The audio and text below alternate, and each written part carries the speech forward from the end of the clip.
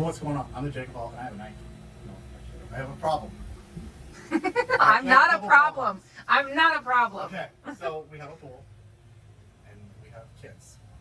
We also have a property management company that absolutely can't take care of the screens. We'll see. It might be done. So they leak, and there's broken timbers, if you want to call it that. What am I from Australia? I don't know. Broken parts. And so even with keeping up after the pool with filters and all that, I already went to it. the plants definitely contribute a good bit. Box inception. Okay, sorry, we got a phone call from the Ghostbusters, for the Ghostbusters, and we had to not be afraid. So I got, really, I'm going to say I got Jen this, but really I got myself. Because when you have a little bit of OCD, and you're people, and your kids, and your cats, so I have a box inside of a box. So what it is, it's a smart line. Okay, played with ones before, and unlike the full robots that just work off the suction power of the pump, which means they don't run, your pump does this, runs in the back. It has a charger, it has an app, it has a pool, it has a recovery hook. It's got all this crazy cool stuff. Okay, let's actually get to the robot. So what we're going to do is, for unboxing, I'm going to show you. Oops, I kicked rocks. Yeah, you're going to have to kick some more rocks before we actually film this, because we actually have the pool slightly clean for a while. I know. Well, I mean, hopefully they come and actually show up Friday to fix that. I'm ready. I got distracted. I'm going to pull some of this off. Okay. Give you ASMR. Okay. You can see here on the top, this is the charging port. Okay. I'm going to show you too, before it's in the water and all dirty, we have a little reservoir, and this little thing has got a little rubber flap check valve so that when you pull this out of the water, you're not getting all the dirt back in there. But sucker drops. There, it even has a little filter strainer at the top, that's so that this doesn't fill up with air when you drop this into the pool. And you can see there's a bleeder there as well. So that's nice to see that they've actually accounted for that kind of stuff, because we have definitely seen robots before that don't. And your robot sits in the pool all cattywampus and whatever. So what we need to do is we're going to get this plugged in, okay? We're going to get it charged, we're going to get the app downloaded, and we're going to go ahead and let her clean up a little bit of the plants. And we got to empty that waterfall, because I'm going to get that thing fixed with a new pump. And I might even be installing a pull here, but that'll be a separate video. But in this one, we're going to show you how well this thing is going to do its cleaning. So let's get it plugged in, and we'll also, when we come back before we throw it in, we'll make sure there is more dirt than just that small area in this pool, because once we get that crazy rain from the hurricanes, or you name it, this pool in less than a week is a massive mess. So looking forward to this cleaning up after us, honestly, because we need to have the sentient beings cleaning up after us, humans. So let me get to charging this. And now you can see everything has settled. We've got the nice clean charged robot. We actually got it in the app, got it updated. We're going to turn it on. Probably going to talk to us. They like to talk.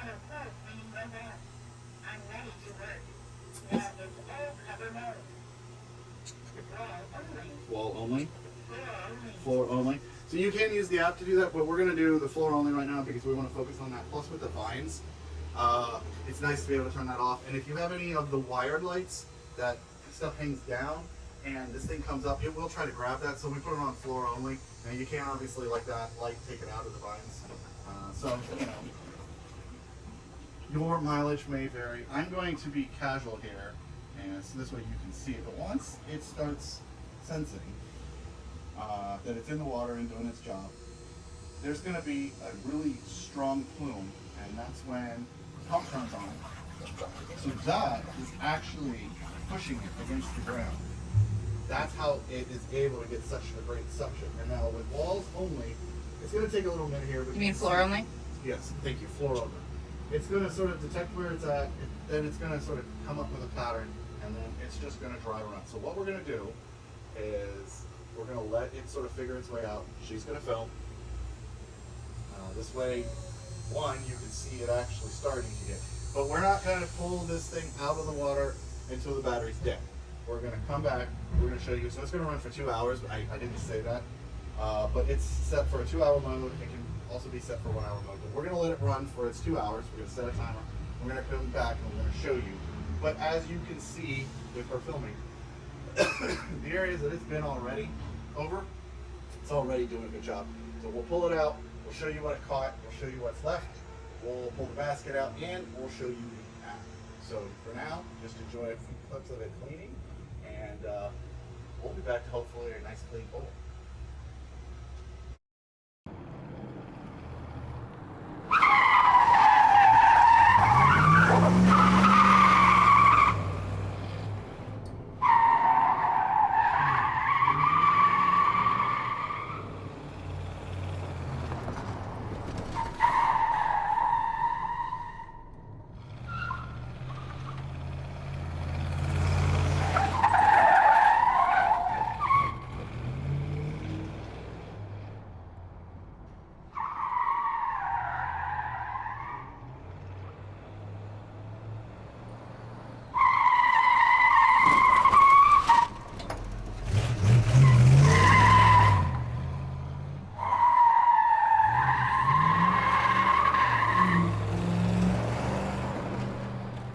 Knitting a sweater. Knitting a sweater. Okay.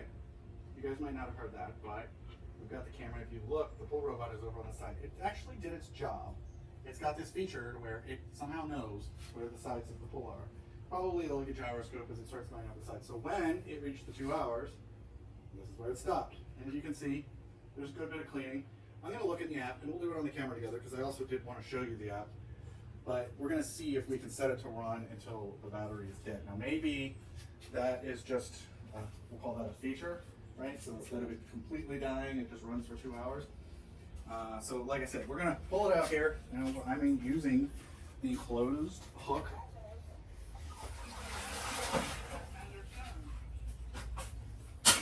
Okay, let's show you first what it caught. Okay. So there's our answer, low battery. This is insanely disgusting. That's crazy.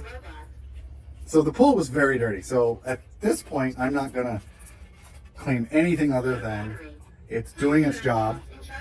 It got a lot, and the robot wants to be charged. I mean, you saw the plume of water coming from it. So what I'm gonna do for you guys' sake, and the robot's sake,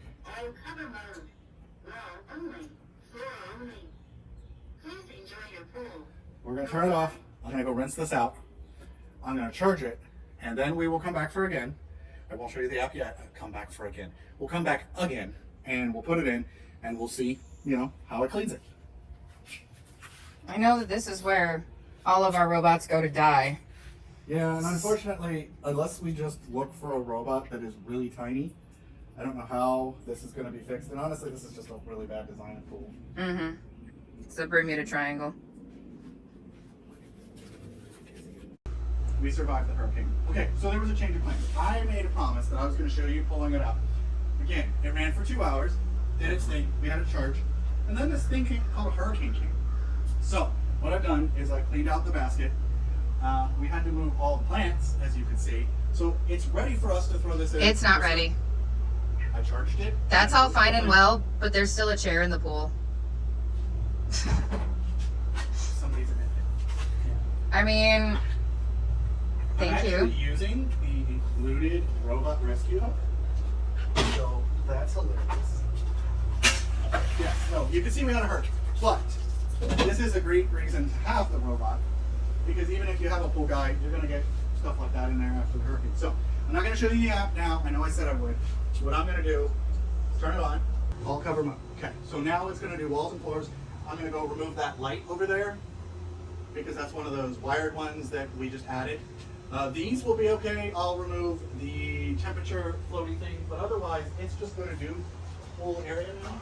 So we're going to drop it in there casually. She's going to watch that sink while I go grab this light.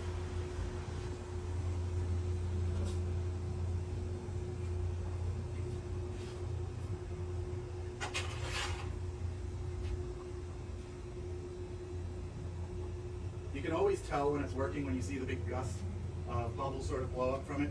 Obviously once it starts moving, but I've noticed a couple people think their robots aren't working. You throw them in there, give them a second, wait for the big burst of bubbles, and it's going to sort of get its bearings. We're going to record a little bit of this since we have it on all cover because it will absolutely like try to climb the wall, and it's pretty funny.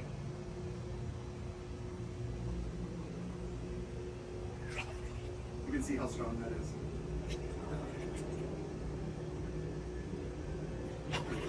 Is it trying to vacate the pool? It's definitely going to sit there and scrub that. But it does a pretty good job of scrubbing the walls, and then it detects that it's reached the top and jumps off the cliff.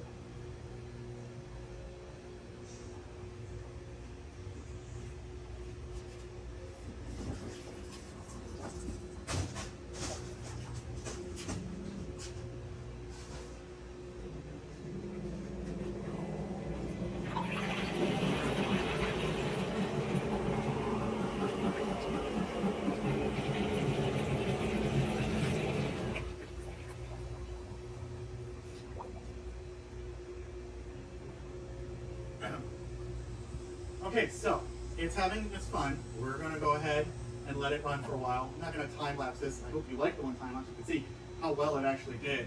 At this point, we're just going to let it do its wall climbing, floor thing, whatever. Come back and we'll show you how it did, and we will show you the app. You can see the debris. If you look out there, it's a mess. But the robot has returned home, and the pool looks good. I'm going to quickly pull it out.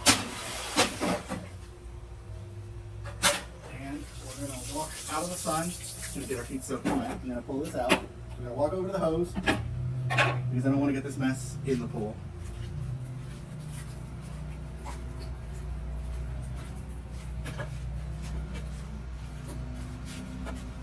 And normally I would do this outside, but we want you to see how much this got, right? So, okay, that's everything that is, quickly dumped out. You can see the flap that allows dirt to come in but not come back out. And you can see it's pretty dirty there. I'm going to quickly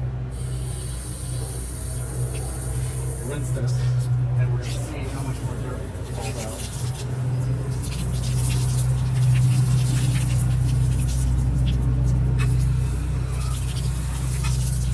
And then if you just blow your water or air in the opposite direction of the screen, you can see that it comes pretty clean. Now, what I'm going to do is dry off myself, turn the water off, be back, and what I'm going to do is I'm going to show you the app and show you what I think. Okay, why don't you come join me over here? I've got the app. I want to show you how it works. There's not a lot that you can do, but there is a couple important things, and I want you to see it. So I showed you before where we tapped this. Wall only. Okay, wall only, Floor only. floor only. All cover All mode. covered. Okay, so modes. Floor, walls, all. I'm going to show you each one. Driving speed, slow, standard. Cycle time, 1 hour, 2 hours, okay? And you can come over here and you can hit apply. Now, I showed you a couple different times that we put it in there. This pool is a really weird shape, and I showed you using this. But in here, the mode being standard, I want to talk about that. When we had the water level too high, this thing would practically crawl out of the pool. It has, so you could say that's a negative and a positive, right? It's got an extremely good suction.